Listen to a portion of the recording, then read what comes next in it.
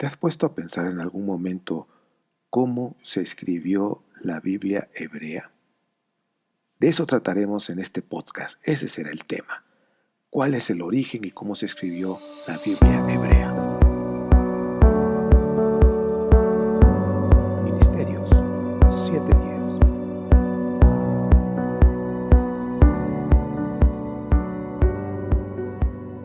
Hola, ¿qué tal, queridos amigos? Estamos transmitiendo desde Pachuca, Hidalgo, México.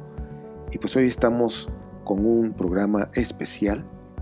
en un podcast importante. El tema es el origen de la Biblia hebrea, cómo se escribió, y pues tenemos una charla que compartió el doctor Adolfo Reutemann, que es curador del Santuario del Libro, donde se atesoran los rollos del Mar Muerto en el Museo Israel Jerusalén. También es arqueólogo y experto en religiones comparadas, doctorado también en pensamiento judío antiguo, profesor del Seminario Rabínico de Sheater, Jerusalén, y pues también tiene varios libros de su autoría. Como por mencionar algunos, es el libro de Biblia, Exégesis y Religión, también de la editorial Verbo Divino. Y también tenemos el Sectario de Qumran, Vida Cotidiana de los Esenios, Adolfo Reutemann, de Ediciones Martínez Roca S.A., y del Tabernáculo al Templo, que está hablando sobre el espacio sagrado del judaísmo antiguo, de Editorial Verbo Divino. Pues bueno, pues por mencionar algunos de los libros que él ha escrito y otros artículos que también ha contribuido en algunas revistas. Pues bueno, pues vamos a escuchar esta charla de una manera sencilla e informal que él comparte acerca del origen de la Biblia hebrea, y pues bueno, pues con la finalidad de promover, de estudiar, de investigar en cuestiones arqueológicas o en las ciencias bíblicas, y creo que un exponente de esta altura podemos aprender muchísimo. ¿Estás listo? ¿Tienes cuaderno a la mano para poder tomar notas, apuntes y luego verificar, investigar? Pues bueno, ¿estás listo? ¡Comenzamos!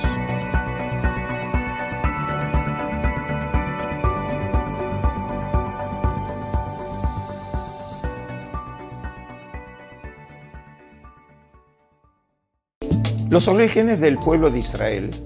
parecerían ser que sucedió allá por el siglo XII antes de la era común. Incluso algunos ven en la famosa estela de Merneptah, el hijo de Ramsés II, la primera mención extrabíblica del nombre Israel, lo que para algunos significaría que sería el comienzo de esa unidad étnica que finalmente se habría de convertir en el pueblo de Israel. Y es posible suponer que ya desde esos mismos orígenes que se pierden en la bruma del tiempo, y aquellos miembros de ese grupo étnico empezaron a contar historias sobre los orígenes de ese grupo, epopeyas históricas, los orígenes del mundo, es decir, tradiciones de carácter nacional que empiezan a ser transmitidas de manera oral. Y probablemente este estadio oral es realmente el que marca el comienzo de lo que va a ser finalmente la tradición de la Biblia hebrea. Estas tradiciones de carácter nacional seguramente se conjugaron con otras tradiciones del Oriente Antiguo, es decir, dado que el pueblo de Israel no se originó en la luna, sino que es parte de una realidad social, cultural, política, económica y religiosa.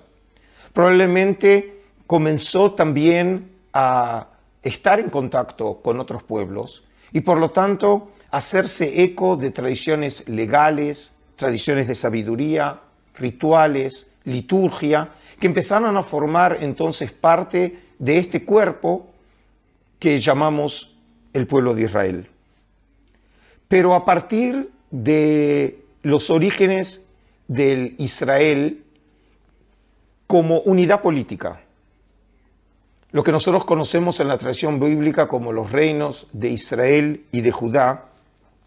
comenzaron probablemente en ese momento allá por el siglo X, siglo IX, a conformarse las tradiciones nacionales, que ahora no solamente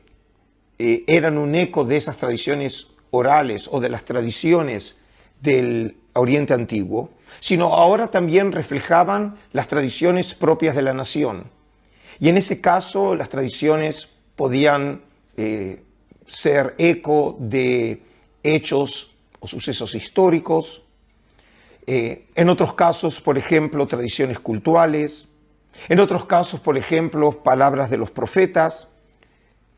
Pero en este momento, cuando empiezan a existir las burocracias, es decir, hay cuerpos de escritores, de escribas, que trabajan en los marcos del palacio real o del templo, que comenzaron probablemente a ser escritas por primera vez estas tradiciones que ya para entonces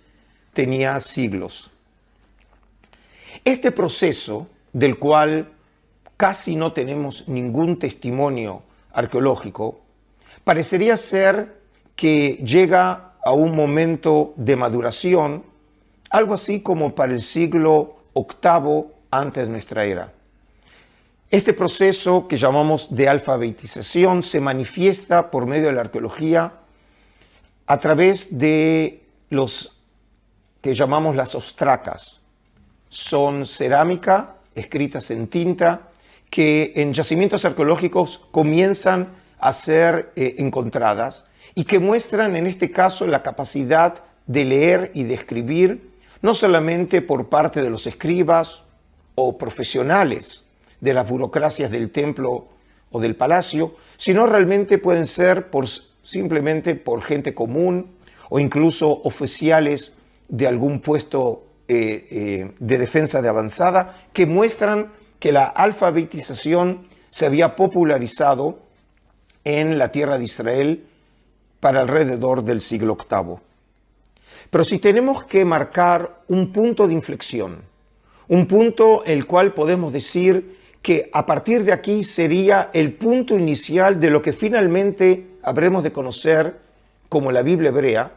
seguramente, como algunos ya lo notaron, el episodio que marca este punto de inflexión es la historia que aparece relatada en el libro de Reyes, más precisamente en el segundo libro de Reyes, en el capítulo 22, en el cual se cuenta que en la época del rey Josías, el rey de Judea, se llevan a cabo trabajos de reparación del templo de Jerusalén. Y precisamente en esa ocasión, el texto bíblico cuenta que sucedió lo siguiente, que el sumo sacerdote Hilquías contó a Safán, el cronista, que había encontrado el libro de la ley en el templo del Señor y le entregó el libro y Safán lo leyó. Y luego, no solamente ahora el gran sacerdote Hilquías y Safán tienen conocimiento de este libro, sino que luego se cuenta que también informó Safán al rey de que el sacerdote Hilquías le había entregado un libro y lo leyó Safán al rey. El encuentro fortuito, entre comillas, de este libro, esta ley del Señor, como ya lo había marcado de Bete a fines del siglo XVIII, probablemente nos indica que lo que ellos encontraron fue una edición probablemente muy primaria de lo que finalmente habría de ser el libro del Deuteronomio, el quinto libro del Pentateuco de Moisés. Pero para esa época todavía no existe el Pentateuco, sino simplemente es una de las fuentes que finalmente habrán de conformar el Pentateuco. Y lo interesante es que esta ley se transformó finalmente en un tipo de ley fundamental del Estado, porque el texto bíblico nos cuenta en el capítulo 23 del segundo libro de Reyes, que inspirado por el contenido de este libro, el rey Josías implementó lo que se llama la revolución del Deuteronomio, por el cual lo que hizo es eliminar todos los rituales que llamaríamos idolátricos en el sentido bíblico, y además eliminar todos los centros de culto, dejando como único y exclusivo el del Templo de Jerusalén. Es decir, que esta ley no solamente tiene un valor teórico o ideológico, sino que tiene consecuencias prácticas.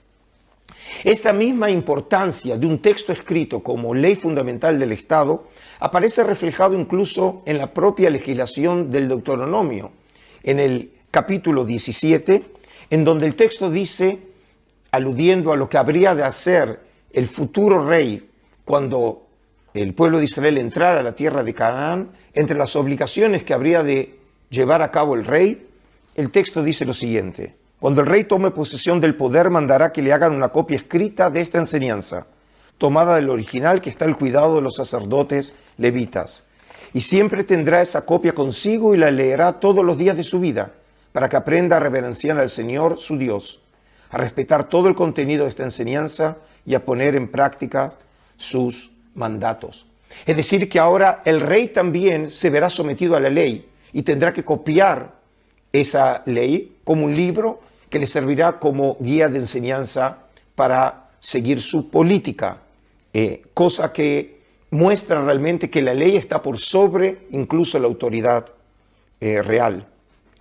Y si en este caso podemos ya ver algunos indicios de aquello que finalmente habrá a ser el futuro Pentateuco, una de las partes de la futura Biblia hebrea, ¿dónde podemos empezar a ver los indicios del comienzo de lo que será la literatura profética? Porque la primera fase de la tradición profética en realidad también comenzó como una fase oral, sea con los oráculos del profeta Amós, Miqueas o el gran profeta Isaías del siglo VIII antes de la era común. Pero tenemos dos textos de finales de la época del primer templo, en donde aparentemente hay un cambio del paradigma. En el libro de Habacuc, un profeta bíblico, de lo que llamamos los profetas menores, que vivió antes de la destrucción del primer templo de Jerusalén, allá por el siglo VI, dice en Habacuc capítulo 2, y el Señor me respondió, escribe la visión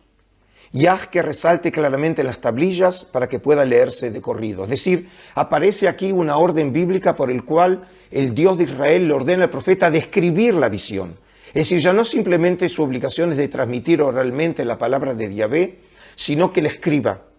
Y este momento en donde la palabra ahora comienza a ser escrita,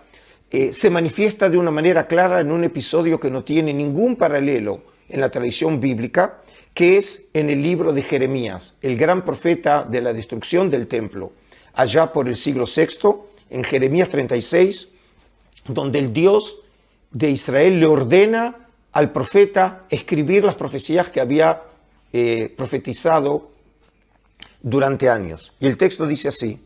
el año cuarto del gobierno de Joaquín, hijo de Josías, rey de Judá, el Señor se dirigió a Jeremías y le dijo, toma un rollo de escribir y escribe en él todo lo que te he dicho acerca de Israel, de Judá y de las demás naciones. Y entonces, como consecuencia de esta orden divina, Jeremías nombra a un secretario, a un escriba, cuya función habrá de ser la de escribir y poner por escrito los oráculos de Jeremías. Y así dice el texto, y Jeremías llamó a Baruch, hijo de Nerías, y le dictó todo lo que el Señor le había dicho, y Baruch lo escribió en un rollo. Y por tanto, parecería ser que a fines del primer templo, allá por el siglo VI, podemos identificar claramente un punto claro de inflexión en donde las tradiciones, en algún lado, serán las del futuro Pentateuco, y de la tradición bíblica habrán de empezar a tomar forma como literatura escrita. La destrucción del Templo de Jerusalén y el exilio fueron un verdadero hiato en la historia judía antigua. No solamente por ser una gran tragedia nacional, no solamente por haber perdido la independencia política, el territorio o el centro de culto como era el Templo de Jerusalén, sino porque desde el momento que los judaítas fueron llevados al exilio, y no fueron llevados todos, la tierra de Judá quedó todavía con población, pero los que fueron llevados al exilio fue la inteligencia, los líderes de Israel, sea el rey y la corte, los sacerdotes, incluyendo al joven profeta Ezequiel, los sacerdotes, es decir, aquellos que realmente tenían sobre sus hombros el destino de la nación, fueron llevados al exilio y ahora tenían que liderar a un pueblo, a una grey que se habían quedado sin aquellos factores que precisamente coadyuvan para la unidad nacional. ¿Cómo poder seguir subsistiendo como pueblo sin territorio, sin unidad política y sin templo? Y según la propuesta de los investigadores, fue precisamente en esta situación de tragedia en donde comenzó a jugar el papel de la memoria de un pueblo, porque en este caso los recuerdos del pasado de Israel podían servir precisamente para reunir a estos exiliados que no tenían otra manera de poder demostrar y manifestar su identidad. Y parecería ser que en este contexto en donde la memoria empieza a jugar un papel central, es cuando comienzan a reunirse las antiguas tradiciones de Israel. Esas tradiciones orales y en algunos casos escritas que se habían comenzado a conformar para finales de la época bíblica, y prueba de ello fue cuando hablamos lo que serían los comienzos de ese futuro libro del Deuteronomio, y probablemente también el comienzo de los libros proféticos, como hicimos referencia en una charla anterior sobre el profeta Jeremías, es cuando comenzaron a reunirse y probablemente también a escribirse e incluso editarse algunas de estas obras. Y estas obras probablemente fueron puestas escritas por sacerdotes, por sabios, por profetas, es decir, precisamente por los intelectuales de Israel de esa época. Pero lamentablemente no tenemos ningún testimonio físico de estas obras o de lo que serían los comienzos de esta literatura bíblica. Solamente en fuentes más tardías podemos acceder al conocimiento de que en algún momento, entre el siglo II y el siglo V, realmente esa revolución en la historia de la Biblia hebrea ya había sucedido. Y prueba de ello es, por ejemplo, el libro de Esdras, que junto con el libro de Nehemías conformaban en la época antigua un solo libro, y que en su formato actual muy probablemente fue editado para el año 400 antes de la era común, en la época persa, que cuando el propio libro presenta a Esdras, un personaje probablemente histórico, lo presenta como descendiente de la casa del gran sacerdote, es decir, de la casa de Aarón. El hecho mismo de ser perteneciente a esta clase sacerdotal de la familia del sumo sacerdocio prueba que formaba parte de estos grupos de élite que residían en la diáspora. Y cuando el texto lo presenta, lo define de esta manera. Este Esdras era un maestro instruido en la ley que el Señor Dios de Israel había dado por medio de Moisés. Es decir, lo presenta a Esdras como un maestro, específicamente como un escriba. El texto en hebreo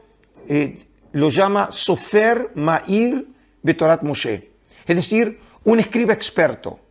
un maestro que no es como los escribas anteriores en su función de amanuenses, que eran realmente secretarios cuya función era específicamente escribir o poner por escrito tradiciones cúlticas o históricas, sino su función es la de ser un maestro, un sabio, que tiene por propósito estudiar y develar los secretos de la palabra de Yahvé contenidos en el libro que es atribuido a Moisés. Específicamente luego el mismo capítulo 7, cuando habla de Esdras, dice, y de Esdras tenía el firme propósito de estudiar y de poner en práctica la ley del Señor y de enseñar a los israelitas sus leyes y decretos. Es decir que la función de Esdras, podríamos decir, anticipa lo que va a ser la institución del rabí, de ese sabio después de la época rabínica y hasta la época moderna, cuya función es interpretar el texto. La palabra ahora ya no es una palabra que tiene su dimensión oral, sino que tiene su dimensión escrita. Y su función es entender y profundizar esa palabra para poder enseñar al pueblo de Israel. Pero, ¿qué alcance o qué contenidos tenía esta ley del Señor? Bueno, no lo podemos saber porque no tenemos ningún testimonio físico de ese texto, pero Probablemente algunos consideran que debe haber sido un primer estadio de desarrollo o de evolución de lo que va a ser finalmente el futuro Pentateuco. Y lo significativo es que estas tradiciones ya estaban y eran atribuidas en esa época a Moisés, que seguramente para entonces, para el siglo VI y siglo V, ya era visto también por los antiguos judaítas como una figura del pasado mítico de Israel, en donde se le atribuían todas estas antiguas tradiciones que finalmente habrán de transformarse en tradiciones sacrosantas. Pero, ¿cómo esta obra, que será el futuro Pentateuco, comienza a tener un valor más allá de los círculos intelectuales? O en otras palabras, ¿qué es lo que hizo que este libro se transformara en la piedra fundacional de la identidad de Israel para toda su historia y que habrá de ser también la primera de las tres partes que habrán de conformar la futura Biblia hebrea? Bueno, otra vez nosotros no sabemos cuándo eso sucedió, pero lo que sí sabemos que, según nos cuenta el libro de Nehemías en el capítulo 8, ya para mediados del siglo V, los judíos habían adoptado este libro como centro de su identidad nacional. Y prueba de ello es la ceremonia de la cual no teníamos ningún antecedente sobre la misma, que nos cuenta el mismo libro de Nehemías de la época persa y dice así: y el día primero del séptimo mes, el sacerdote Esdras trajo el libro de la ley ante la reunión compuesta de hombres, mujeres y todos los que tenían uso de razón. Y desde la mañana hasta el mediodía lo leyó en presencia de todos ellos delante de la plaza que está frente a la puerta del agua, y todo el pueblo estaba atento a la lectura del libro de la ley. Es decir que ahora este libro de la ley no tiene solamente vigencia en círculos intelectuales esotéricos, sino que forma parte de una ceremonia pública. Y esta ceremonia se lleva a cabo en el día primero del mes séptimo, que según el Pentateuco es una fiesta, tiene el valor dentro de la liturgia de la Biblia hebrea, pero el propio Pentateuco no nos dice nada acerca de lo que los israelitas tenían que hacer ese día. Es decir, probablemente entonces tenemos aquí una práctica que parecería ser que empezó a desarrollarse en Babilonia, en el contexto de exilio, en donde en ese día que hoy en el moderno calendario hebreo, desde la época rabínica, es considerado el Rosh Hashanah, el comienzo del año litúrgico judío, se lee la ley. Pero lo que más interesante es que lo que para nosotros como lectores de este texto nos resulta algo totalmente novedoso, resulta ser que era una práctica ya conocida para los judaítas de esa época, para los que habían venido del exilio de Babilonia y ahora residían en Jerusalén, porque el texto continúa diciendo: y entonces Esdras abrió el libro a la vista de todo el pueblo, pues se le podía ver por encima de todos, y al abrirlo todo el mundo se puso en pie. Y entonces Esdras alabó al Señor, el Dios Todopoderoso. Y todo el pueblo respondió con los brazos en alto: amén, amén. Y luego se inclinaron hasta tocar el suelo con la frente y adoraron al Señor. Es decir, que en realidad este texto ahora es un texto adorado, es considerado sagrado por el propio pueblo, hasta tal punto que también le brindan homenaje. Y obviamente podemos decir que este texto, Nehemías 8, nos anticipa lo que habrá de ser la ceremonia central del pueblo de Israel desde entonces hasta nuestros días, y es la lectura de la Torá. Y lo que muestra entonces que desde el momento que ese texto tuvo una dimensión pública, en donde hombres y mujeres pueden acceder a ese texto, es cuando este texto, este libro, se transforma en la base angular, en la piedra fundamental de la identidad de Israel para todos los siglos. A partir del siglo V, allá por esa época que llamamos la época persa, el siglo V entre la era común, las fuentes de Israel entran de alguna manera en una etapa de silencio, en donde tenemos muy pocos materiales que nos pueden testimoniar qué pasó entre el siglo V y el siglo II antes de nuestra era. Es un fenómeno cultural muy importante, porque precisamente parecería ser que en esos años es cuando la literatura bíblica empezó a tomar ya cuerpo y de alguna manera a solidificarse. Por ejemplo, el proceso de conformación de lo que llamamos el Pentateuco de Moisés, la Torá, Esos 5 libros que conforman sin duda la base fundacional de la identidad del pueblo de Israel, parecería ser que se conformó de manera definitiva, de la manera como nosotros lo conocemos hoy, entre el siglo VI y el siglo IV antes de nuestra era. Y prueba de ello es que la primera traducción de este texto fue llevada a cabo en Alejandría, es la que conoce como la traducción griega de los 70, allá por el siglo III antes de la era común. No tenemos manuscritos de esa época, pero sí sabemos por las tradiciones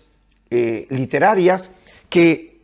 para esa época el material parecería estar más o menos conformado de la manera como nosotros hoy lo conocemos, y prueba de ello son los manuscritos más antiguos del Pentateuco que se encontraron entre los rayos del Mar Muerto, que muestra que el texto ya había logrado entre el siglo III y siglo II antes de nuestra era la forma que más o menos lo conocemos hoy en día. Pero desde el punto de vista literario tenemos una fuente que es muy significativa para nuestro tema, que es el prólogo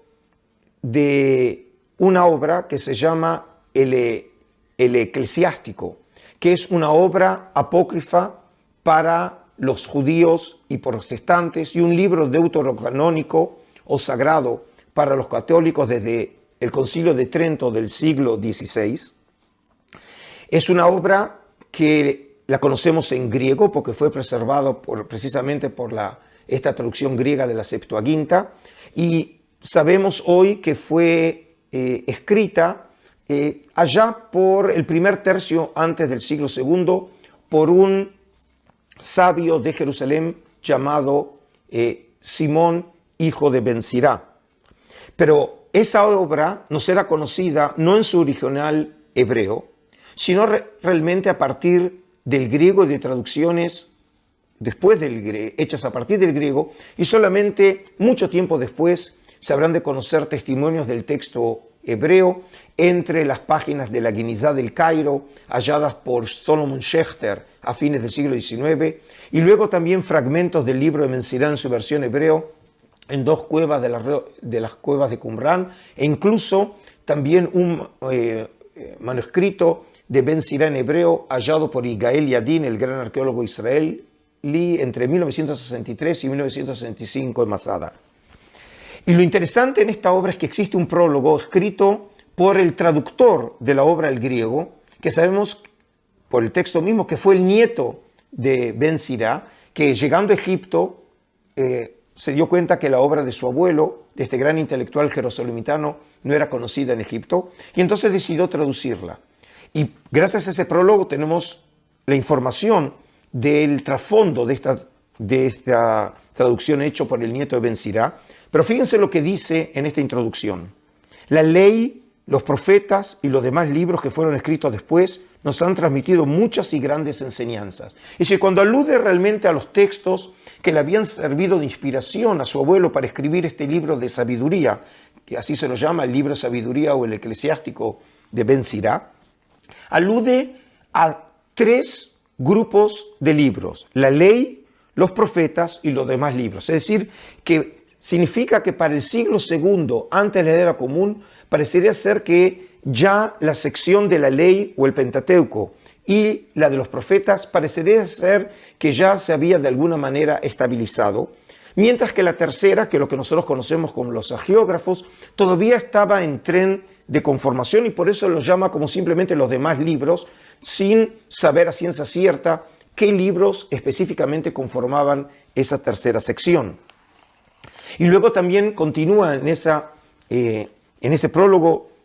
diciendo: en primer lugar se dedicó de lleno a la lectura de la ley y los profetas y de los demás libros recibidos de nuestros antepasados. Es decir, que esos libros ya eran reverenciados como libros prestigiosos, como libros inspiradores por los judíos del tipo de Ben Sirá en Jerusalén a comienzos del siglo II antes de nuestra era. Pero quiero aclarar, no estamos hablando todavía de la Biblia hebrea. La Biblia hebrea todavía no existe, pero lo que sí existen son las secciones que finalmente habrán de conformarse como parte de la futura Biblia hebrea. ¿Y cuál sería un punto de inflexión en esta historia que llamamos el proceso de canonización. ¿Cuáles son los grupos que realmente promovieron aquellos libros que habrán de formar parte de la Biblia hebrea? ¿Quiénes decidieron finalmente qué libros se habrían de incorporar o qué libros no habrían de formar parte de esa Biblia? O en otras palabras, ¿cuáles fueron los criterios para dejar que algunos libros formen parte de la Biblia hebrea y otros libros queden fuera de la Biblia hebrea? Bueno, lamentablemente no tenemos una respuesta clara a todas estas preguntas, pero según podemos leer de las fuentes históricas, parecería ser que otra vez un momento clave en esta etapa fue la época de los macabeos. En el libro 2 Macabeos, que es un libro que nosotros lo llamamos un libro apócrifo y otra vez transmitido por la tradición de la Septuaginta, este libro, considerado entonces apócrifo para judíos y protestantes, alude a la época de Judas el Macabeo, el gran líder de la revuelta contra los griegos que los llevó realmente a esos grandes éxitos militares. Y en 2 Macabeos capítulo 2 se alude al siguiente suceso. Judas ha reunido todos los libros dispersos por causa de la guerra que nos han hecho y ahora esos libros están en nuestras manos. El texto no alude a qué libros, pero entendemos por el contexto que probablemente sean los libros que finalmente van a ser los futuros libros de la Biblia hebrea, porque el contexto alude que la acción de Judas el Macabeo era realmente imitación de una acción que había llevado en el pasado Nehemías. Y aquí el texto dice, y esto también se contaba en los documentos y memorias de Nehemías, y además se narraba cómo es decir, Nehemías, reunió la colección de los libros que contenían las crónicas de los reyes, los escritos de los profetas, los salmos y las cartas de los reyes sobre las ofrendas. Es decir, que parecería ser que Judas el Macabeo se veía como heredero de una antigua tradición en Israel, en donde ya se había comenzado el proceso de recolección de los libros que finalmente habrían ser editados en la Biblia hebrea. Y este proceso que sucedió en algún momento del siglo II, probablemente llevado a cabo con el apoyo y la legitimación por parte del Templo de Jerusalén, porque obviamente se necesita un centro intelectual de prestigio, como es el Templo y los sacerdotes de Jerusalén, que deben haber promovido desde el poder y desde Jerusalén, apoyados por el poder político de los macabeos, esta reunión de las obras.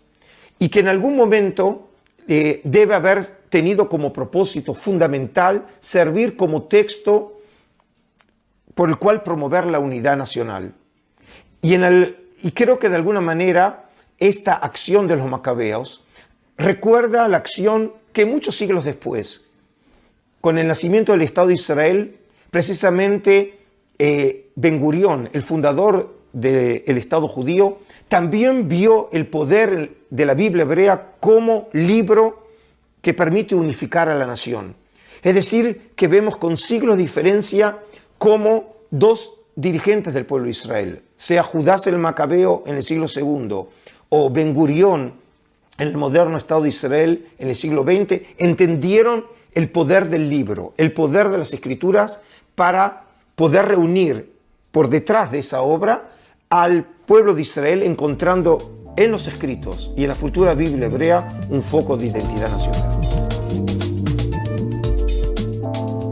Como acabo de decir entonces, parecería ser que el proceso de canonización, es decir, el proceso por el cual las obras fueron aceptadas dentro de lo que llamamos el canon bíblico, es decir, esa colección definitiva y sagrada de los libros de Israel, parecería ser que ese proceso llegó a su fin en el siglo II. Prueba de ello es, por ejemplo, que se considera que el libro más tardío dentro de la colección bíblica fue el libro de Daniel, porque la segunda parte del libro de Daniel, entre el capítulo 7 y el capítulo 12, hace una referencia directa a Antíoco Epífanes IV, el rey Seleucida, que aparece siempre mencionado en el contexto de la celebración de Hanukkah como ese ese rey malo por el cual decretó los decretos de persecución a los judíos.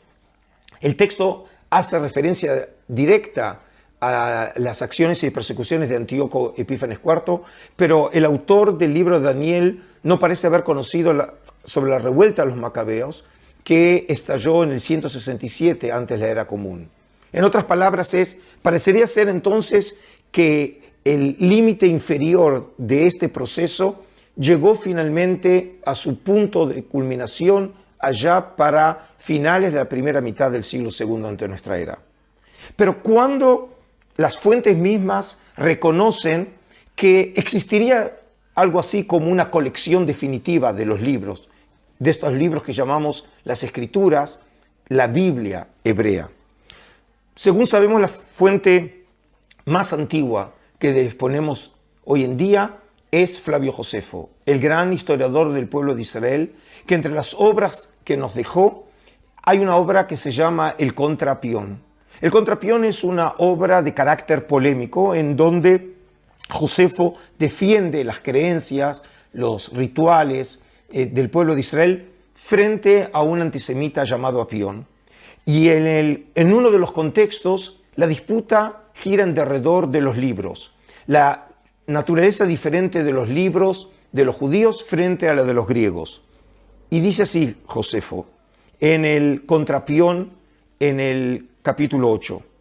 Por esto entre nosotros no hay multitud de libros que discrepen y disienten entre sí. Es decir, obviamente aludiendo aquí a los libros de los griegos. Es decir, frente a esos libros que están todo el tiempo en contradicciones, en el caso de Israel es diferente, sino solamente 22 libros que abarcan la historia de todo tiempo y que con razón se consideran divinos. Es decir, por primera vez tenemos que las fuentes hablan de un número, es decir, hablan ahora de una colección definitiva que comprende 22 libros. Y luego Josefo nos explica claramente también qué comprenden esos 22 libros. De entre ellos 5 son de Moisés y contienen las leyes y la narración de lo acontecido desde el origen del género humano hasta la muerte de Moisés, obviamente aludiendo aquí a lo que conocemos nosotros como el Pentateuco.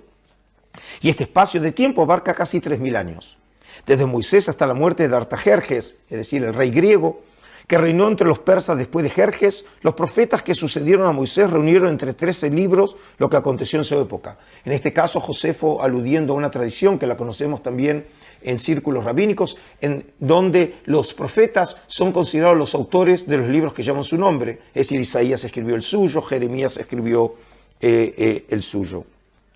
Los 4 restantes ofrecen himnos en alabanza de Dios y preceptos utilísimos a los hombres, obviamente haciendo en este caso clara alusión al libro de los Salmos o, por ejemplo,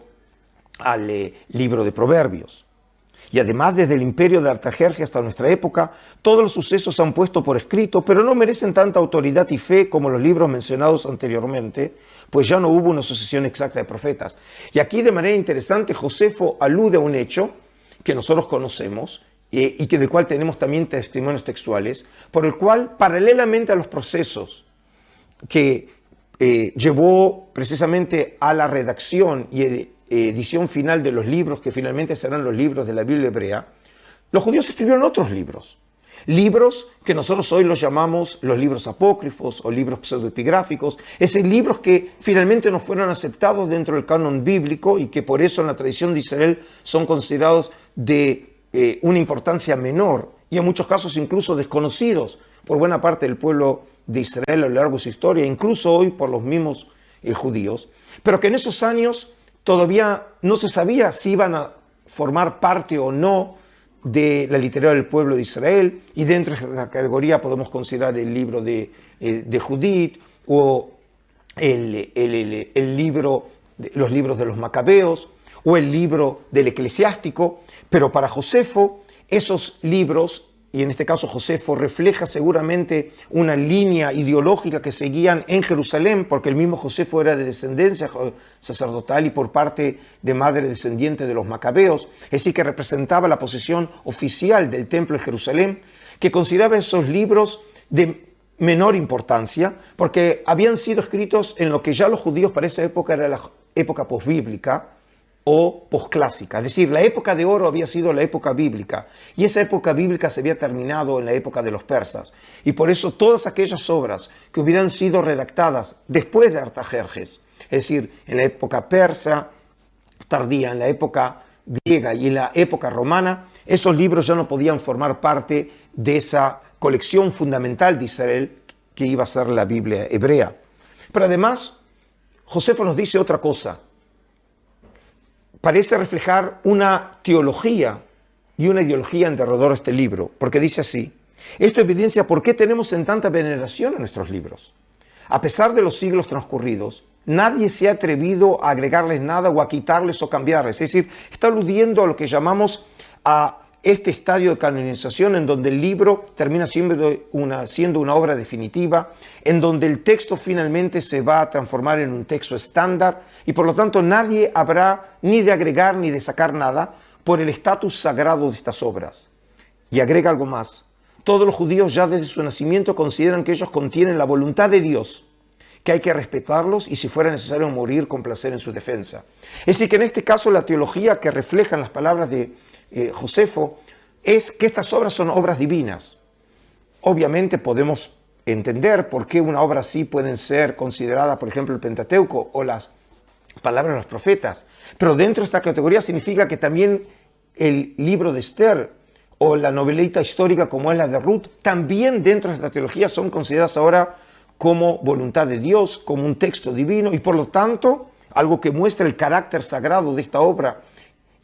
es que los judíos están dispuestos a morir por esta obra, lo que muestra que en este caso es un parte de aguas y a partir de este momento, sin duda, esta obra se transformó en un logro fundamental de los judíos. Un testimonio más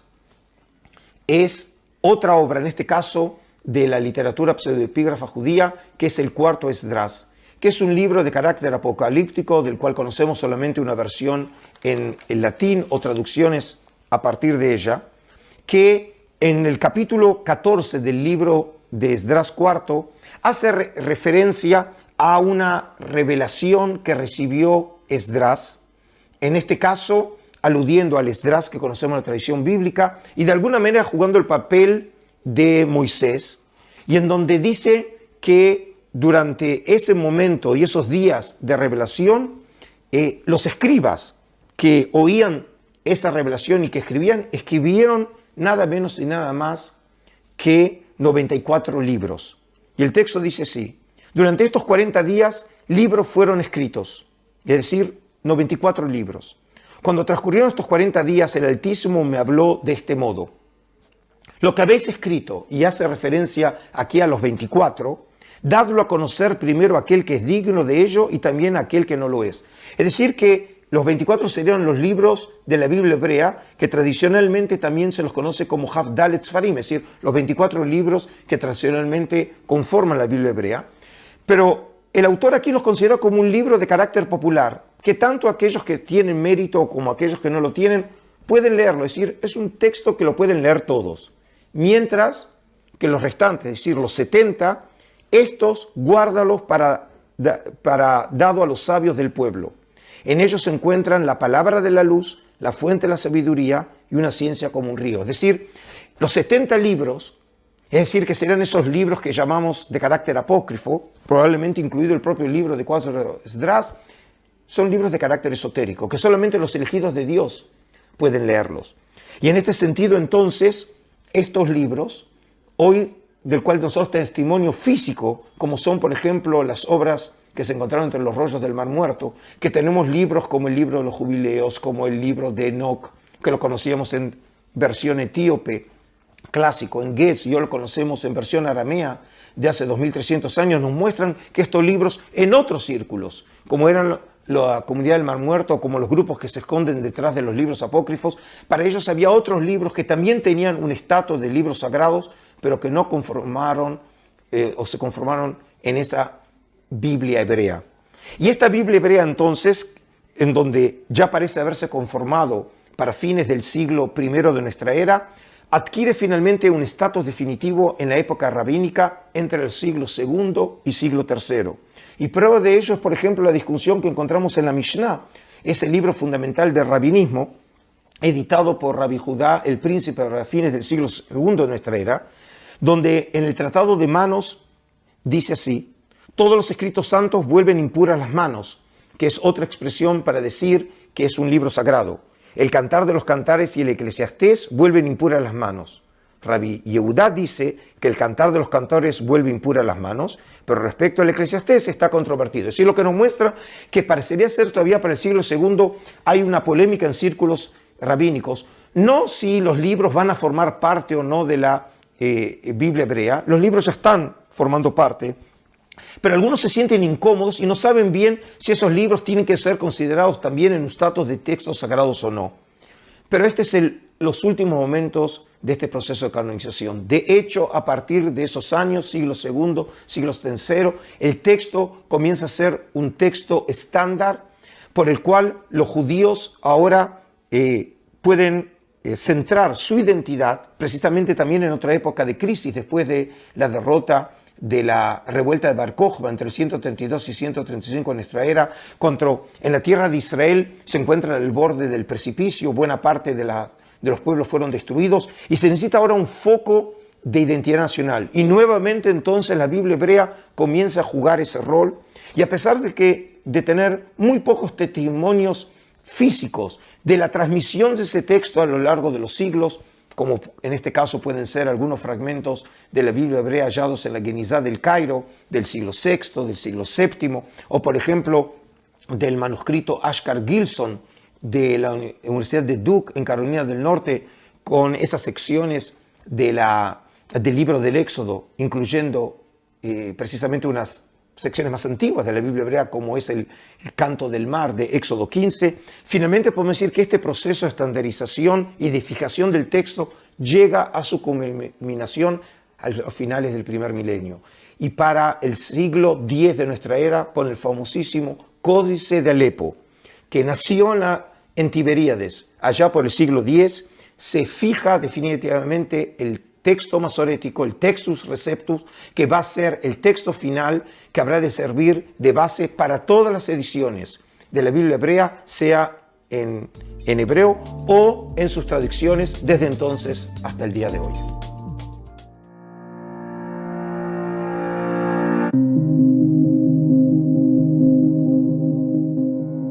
Si te gustó este episodio,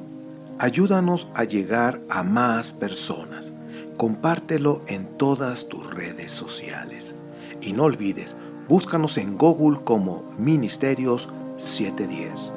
Shalom.